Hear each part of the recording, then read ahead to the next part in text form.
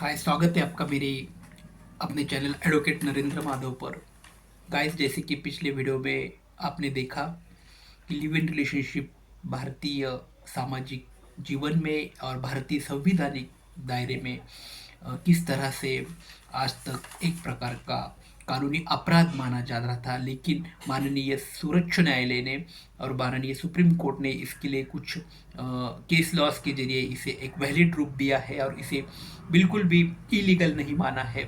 तो अ, आज के टॉपिक में what is the constitutional perspective of the live in relationship के बारे में हम बात करने वाले हैं। इससे पहले आप सभी को रिक्वेस्ट है कि आपने अभी तक वीडियो को लाइक नहीं किया है तो प्लीज़ लाइक करो और सब्सक्राइब करो क्योंकि ये चैनल के माध्यम से आपको पूरी तरह से कानूनी सहायता दी जाती है और कानूनी नॉलेज आम लोगों को या आम जनता तक प्रोवाइड करने का काम हम ये चैनल के माध्यम से करते हैं। तो बिल्कुल आप लाइक करो और सब्सक्राइब करो। Now today we will discuss constitutional perspective of the live-in relationship. What is the constitutional perspective of the live-in relationship is that the Honorable Supreme Court has clearly held that live-in relationships are not illegal. Such relationships fall within the ambit of Article 21 of the Constitution of India. Article 21 mentioned that right to life and personal liberty. The Honorable Supreme Court has also emphasized that personal autonomy and choice of partners are fundamental rights. Now, guys, we will discuss Article 21 जो कि article 21 जो है वो हमारा एक प्रकार का मूलभूत अधिकार भारतीय संविधान में दिया गया है। और माननीय सर्वोच्च न्यायालय ने जो भी जजमेंट मेंशन किया है लिव इन रिलेशनशिप के बारे में, उन्होंने यही कहा है कि द लिव इन रिलेशनशिप जो है वो article 21 of the constitution of India के तहत ही हम वैलिड मान रहे हैं। लेकिन article 21 of constitution of India ये कहता है कि right to life and personal liberty, अगर इंसान को राइट टू लाइफ और पर्सनल लिबर्टी के साथ साथ अपना जीवन यापन करना है तो उसके तहत ही हर एक इंसान को, हर एक व्यक्ति को उसकी पर्सनल लाइफ जीने का अधिकार भारतीय संविधान के आर्टिकल 21 में मेंशन किया है। इसके साथ साथ honourable supreme court has emphasised that the personal autonomy and choice of a partner are the fundamental rights. Article 21 के तहत ही ये सुनिश्चित किया है कि कौन से पार्टनर के साथ आपको रहना है और किस व्यक्ति के साथ अपने आने वाले जीवन को व्यतीत करना है, ये पूरी तरह से हर एक व्यक्ति का मूलभूत अधिकार है। अगर हर कोई व्यक्ति शादी न करके ही या विवाह न करके ही एक साथ साथ जीवन यापन करना चाहता है तो वह उसका फंडामेंटल बेसिक राइट है, ये ऑनरेबल सुप्रीम कोर्ट ने मेंशन किया गया है। और ऑनरेबल सुप्रीम कोर्ट ने ये मेंशन करते हुए भारतीय संवैधानिक जो आर्टिकल 21 है उसे मेंशन किया गया है।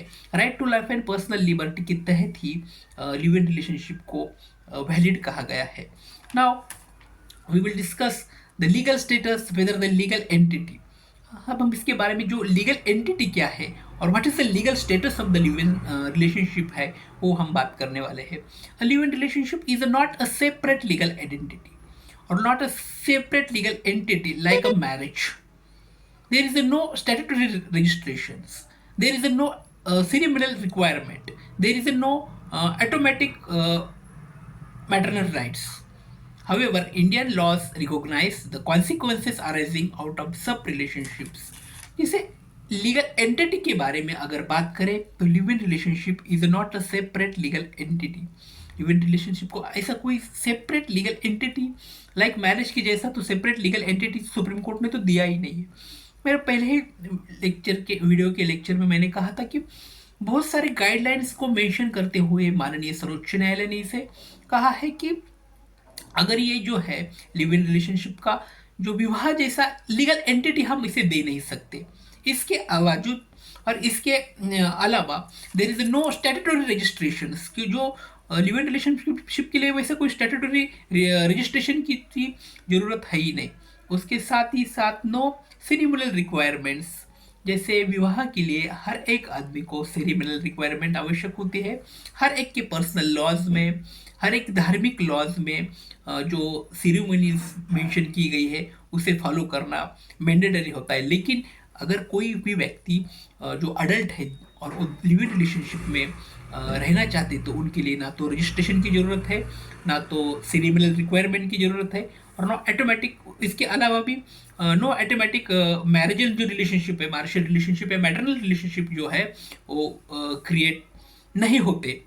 और साथ ही साथ Indian law require their consequences arising out of such relationship. अगर ऐसा रिलेशनशिप, ऐसा संबंध बनता भी है आदमी का, तो उसके साथ साथ जो भी लीगल एंटिटी की क्रिएटिविटी या जो भी लीगल एंटिटी की अगर बात उत्पन्न हो जाए तो उसके लिए जो संवैधानिक दायरे हैं उसको भी ऑनरेबल सुप्रीम कोर्ट ने मेंशन किया है कि ये जो कानूनी दायरे हैं उसका अगर पालन करेंगे तो लिव इन रिलेशनशिप को वैलिड या कानूनी सही तरीके से सही माना गया है।